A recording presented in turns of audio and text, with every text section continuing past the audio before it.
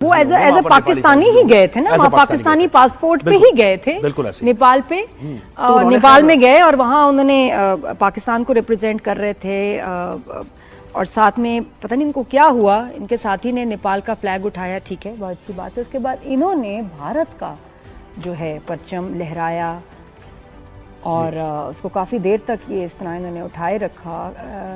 What were you thinking तला?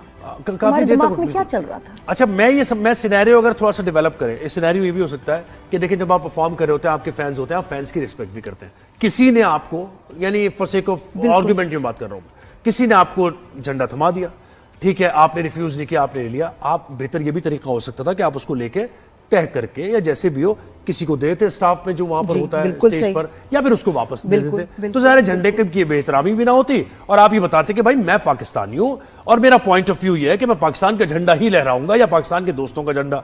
लेकिन आपने ये किया कि लेने के बाद किसी ने अगर आपको दिया मुमकिन तौर पर, लेने के बाद आपने उसको रखा भी, आपने उसको खोला भी, फिर आपने डिस्प्ले किया, काफी देर किया, अपनी कमर पे रख लिया आपने। तो इसका मतलब है कि आप जैसे ओन कर रहे हैं और आप मोहब्बत का इजहार कर रहे हैं। यानी जो परसेप्शन गया ना, जो क्रिटिसिज्म हो रहा है वो इसलिए हो रहा है कि लग ऐसा रहा है कि आपने मोहब्बत का इजहार किया। और ये तला पूछते भी रहते हैं कौन तला कौन तला। अब वाकई समझ में नहीं आ रहा कि तला कौन है, किस मुल्क से इसका ताल्लुक है। तला बड़े अफसोस की बात है ऑनेस्टली। ये किया क्या आपने? क्या आप होश में नहीं थे? आपको नजर नहीं आ रहा था? या जब पाकिस्तान भारत की जंग में छिड़ी आप उस वक्त सो रहे थे, याददाश्त खो गई थी आपकी? अंदाजा भी है आपको क्या हुआ था? जंग छिड़ी है दोनों मुल्कों में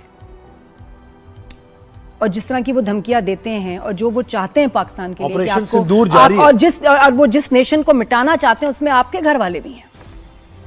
ये सिखाया आपको। आप जो बने हैं, जो आज कौन तला है, जो उनको जानते भी हैं कुछ लोग, वो as a Pakistani rap artist जानते हैं।